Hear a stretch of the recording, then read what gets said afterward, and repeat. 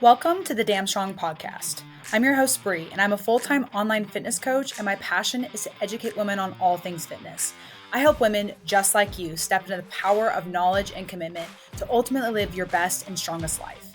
In this podcast, we'll talk about being damn strong in our body, mind, and life. I'll be teaching you how to navigate nutrition, strength training, and mindset challenges. So get ready to take some notes because we're building a damn strong life.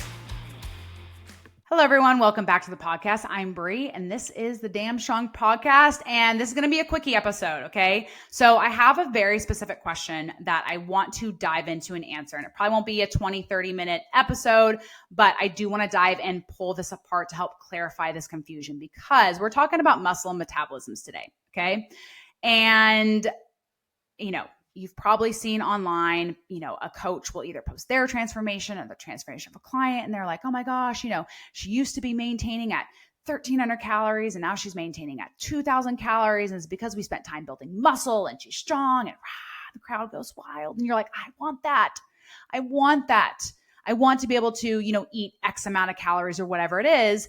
And so on the positive side, this is what gets a lot of women into weightlifting is they hear that muscle burns more calories than fat. They're like, oh my gosh, you're telling me I could eat more if I put more muscle on. And a lot of women get into weightlifting because of this, which is great, which is awesome.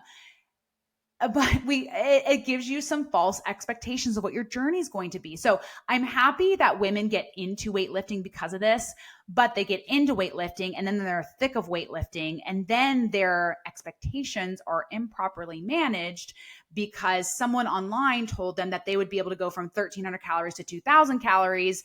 And that's just not how it works.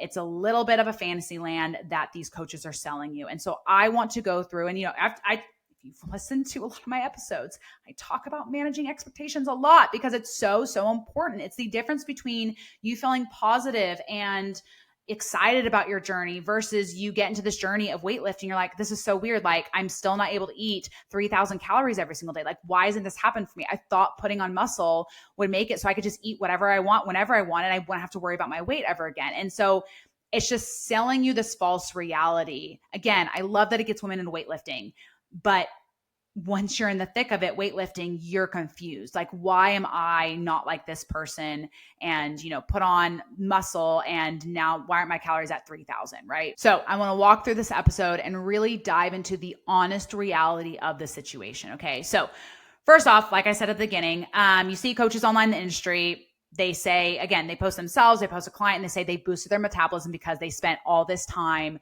building muscle, right? And that's why they're able to deficit at 2,000 calories or 1,900 calories or whatever. It's because they spent all this time building muscle, boosting their metabolism, and that's why they're able to be in a deficit on such high calories.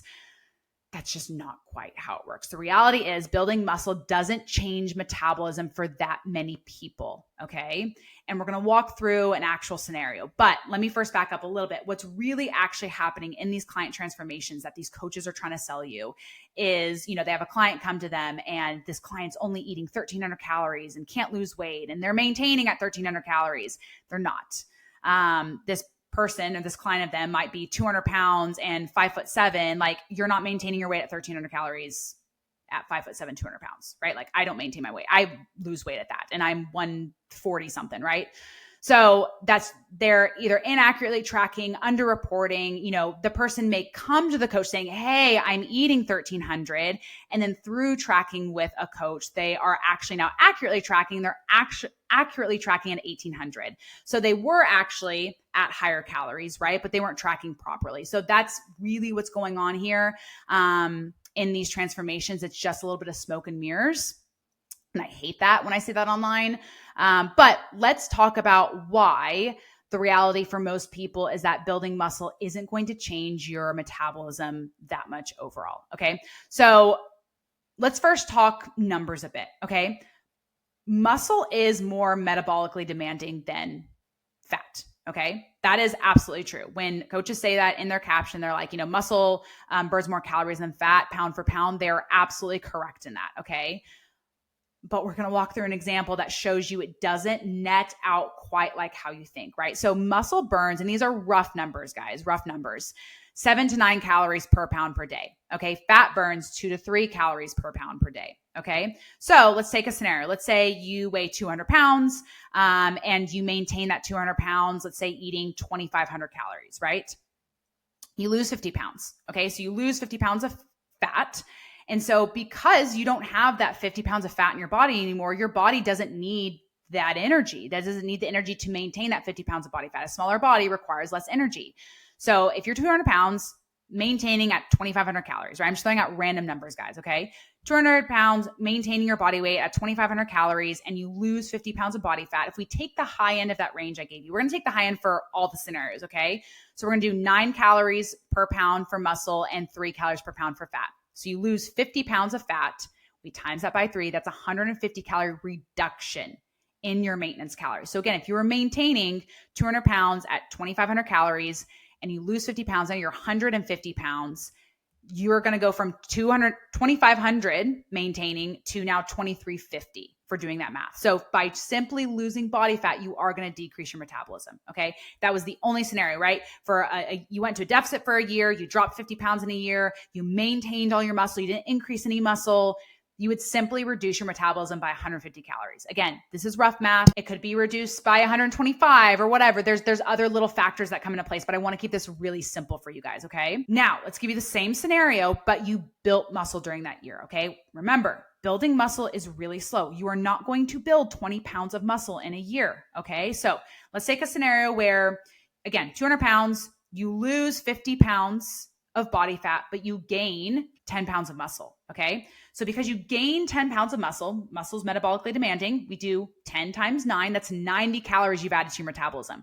But you've reduced your metabolism by 150 calories because you removed physical mass from your body, right? You weigh less. I'm losing 50 pounds. And so now we're at a net negative of 60. So if you were maintaining your body weight, again, at 200 pounds at 2,500 calories, now you're going to maintain your body weight at, what is that? 2,440? Yeah, 2,440 because it's a net negative of 60.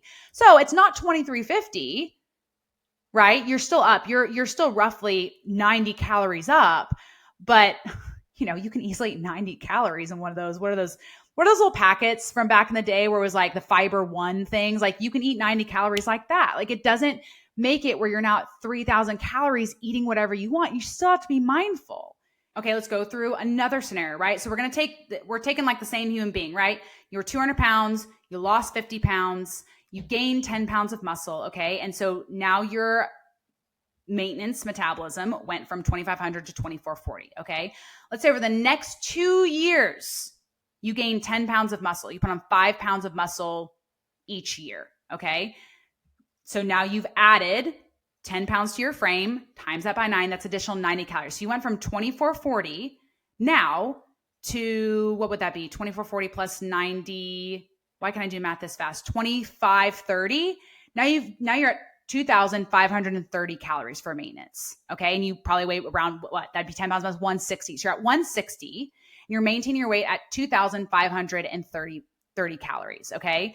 The difference from when you first started your journey to 3 years later, again, I did the timeline. The first year you lost the 50 pounds and gained the 10 pounds of muscle. And then over 2 years, you put on 10 more pounds of muscle, right? So in 3 years, you have net changed your metabolism by 30 calories from when you originally weighed 200 pounds. Okay. Now you are leaner, right? You're 150 pounds or 160 pounds, right? Because you added 10 pounds to your frame, 160 pounds at 2,530 calories, not 200 pounds at 2,530 calories. So there is composition change, but overall in 3 years, the amount of calories that you have changed that you get to eat in a day to maintain isn't a lot. Okay. In neither scenario did we increase your calories to 3,000, right? So again, this isn't an episode to discourage you at all, but I just don't want you to be disappointed when you're like, I'm building this muscle, I'm getting really strong. Why can't I eat 3,000 calories? That's why, because when you have fat loss along with the muscle building, it doesn't change a ton. Even if we took it from, let's say you are a, 150 pounds starting out, right? Let's just do a totally new person. Let's say you're a little bit underweight, right? You're 120 pounds and you're like, I don't struggle with body fat. I'm just trying to put on muscle. You put on 20 pounds of muscle, right? So if we take 20 times 9, that's going to be 180 calories. So you've added 180 calories to your overall metabolism. So I'm not trying to say that like 90 calories ain't nothing or 180 calories ain't nothing. Like, again, those are like little snacks here and there, but I think most women go in with the expectation when they're building muscle that they're just going to be able to eat whatever they want, whenever they want. But the reality is a lot of these women that you see online that look like they're just eating food galore, and maybe they are maintaining like 2,800 calories. These girls are athletes. Like, they move a ton. Like, they exercise a lot more than you probably do, right? Like, with me, like, I maintain probably somewhere around 23 to 2,400 calories, somewhere around there, maybe closer to the 23 just because I'm a little bit leaner than I've been before, but let's just say 23 to 2,400 calories. There are girls online that look just like me, but they are maintaining like 2,800 calories. But you know what? They work out 6 days a week, or they work out 4 days a week, and they run 3 days a week, right? They're a lot more active than I am, and they may get 15,000 steps in a day. Like, we have to remember that these women that you see online that do have a lot of muscle built, usually these women are also very active individuals as well, because maybe in college they were an athlete, maybe they weren't, maybe they got into strength training and built a lot of muscle, and they really enjoy being active, and so a lot of their lifestyle is active. So you just cannot compare apples to apples. Even if you're someone that has built a lot of muscle and you're really, really strong, they still may maintain at a higher calorie than you because they simply move and they're a lot more active than you. There's another part that I didn't bring into this, and I didn't even write this down because I wasn't going to go over this because this can complicate things, is you also have to remember it takes more energy to move a 200-pound body than it does 150 as well, right? So that's why I said, like, this isn't a perfect math of like 7 and 9 and 2 to 3 calories burned per pound, because as you get lighter, it requires less energy. Someone who is, if I weighed 200 pounds right now and I went for a 30-minute walk, my body has to use a lot more energy to go for a 30-minute walk if I weighed more, right? Versus what I weigh now, it doesn't take as much energy because I'm not carrying on that extra weight, right? So there's those parameters that come into that too. But don't go down that rabbit hole. The purpose of this episode was really to simplify this and be like, okay, got it, Brie. Like, I understand, like, not going to have these unrealistic expectations for myself anymore. I'm building muscle because I want to be strong. I'm building muscle because I want to have a full, wonderful, abled, healthy life ahead of me. And that's why I train. Yeah, there is the added bonus that as you build muscle, you'll increase your calories some. For sure. That is amazing. But the purpose behind our training isn't necessarily for that. That's just an added bonus. It's kind of like when people work out to burn calories, right? Like, that is just an added bonus. That's like eating so you can go to the bathroom. Like, going to the bathroom is just a byproduct of eating. Like, the point of eating is to like fuel yourself and to enjoy the food and to, again, if you're out to dinner with people, like, you're socializing, all that. Going to the bathroom is just a natural byproduct of having to eat. It's like working out. The whole point of working out is to enhance performance, to build muscle, to build longevity, right? And you burning calories on top of that is just a byproduct of that. And so I just want you to look at some of these things a little bit more as a byproduct than an entire reason of why you're doing something. So anyways, this was a short little episode, but I just felt really passionate about talking about this because I've seen a few posts recently about all this.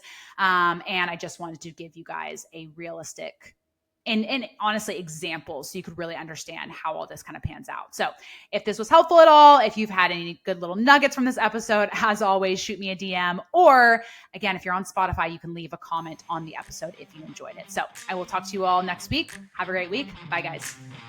Thanks for listening to another episode of the Damn Strong Podcast. Show me some love by leaving a review and sharing a screenshot of this episode on your Instagram stories. Until next time, stay strong.